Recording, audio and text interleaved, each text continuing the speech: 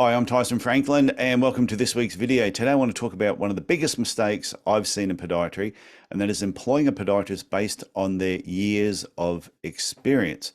Now, I will explain, but before I do, just want to remind everyone that I have an automated webinar at the moment, which is titled Your 2023 End of Year Checklist.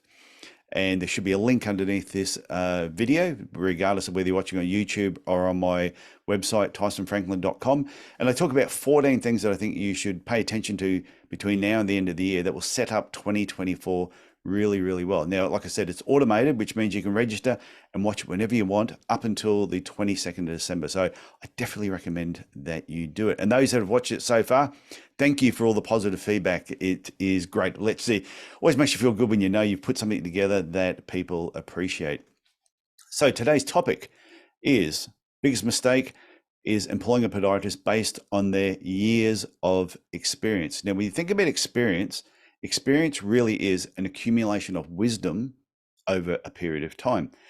So someone that has 20 years of experience, do they really have 20 years of experience, or do they have 1 year of experience and all they've done is repeated that for the next 20 years? And I think that is really important to remember, because you might be tossing up between two people, especially this time of year.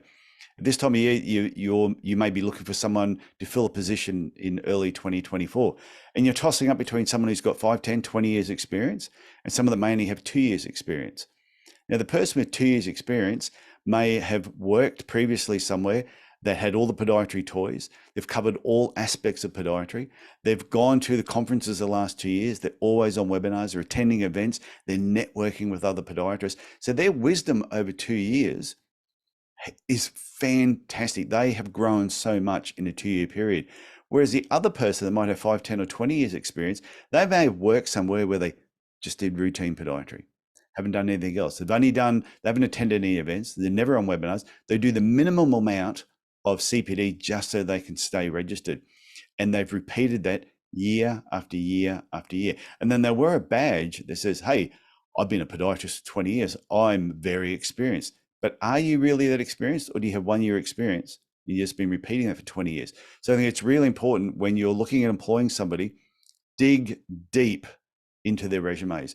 Really look at where have they worked previously, and where they've previously worked, you'll probably find there will be a website. Go and check out that website. Look at that website and compare it to your own business. And if you look at where they've worked previously and you go, well, that's a really good fit for my business, then it doesn't matter if they've got 2 years or 20 years experience. It's all about finding the right person that's going to fit in your business.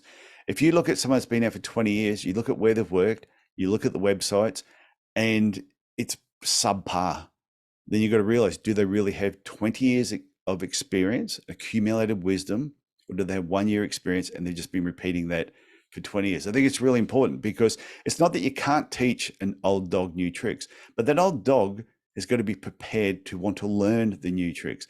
And if somebody has been in the profession 10 or 20 years and they haven't really learned a lot over that period of time, the chance of them wanting to learn more is going to be very difficult. So if your business is up here with all the stuff that you do in podiatry, and their knowledge is down here after 20 years, the chance of them actually wanting to learn what it is that you do is going to be very hard. And if you employ the wrong person in your business, it is frustrating. You can ask anybody that's employed the wrong person and they will say that it is frustrating. Your back is up against the wall. But if you employ the right person, I'll tell you right now, work is fun. Business is fun. Your business grows because, well, when you employ the right person. If you ever need any help with this, please reach out to me. Send me an email, tf@tysonfranklin.com.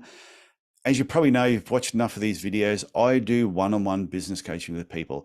And I'm unlike the big coaching companies. I don't do a call with you and then farm you off to an employee who works for me, who may or may not have podiatry experience.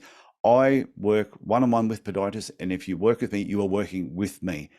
And I've helped a lot of podiatrists really evolve their clinic over a period of time. And I shot a video on this a few weeks back about why podiatry business need to evolve over years. Otherwise, they just get really, really stale. The really stale ones will probably employ that person who has 1 year experience but has been doing the same thing for 20 years.